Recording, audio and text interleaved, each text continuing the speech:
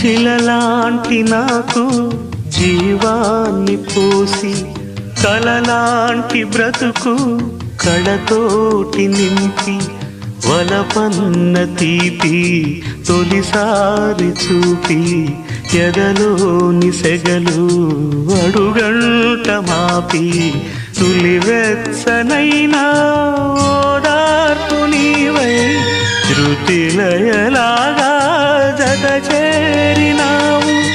నువ్వులేని నన్ను హింసలేను, నా వేదనంతా నివేదించలేను. అమరం అఖిలం మన ప్రేమ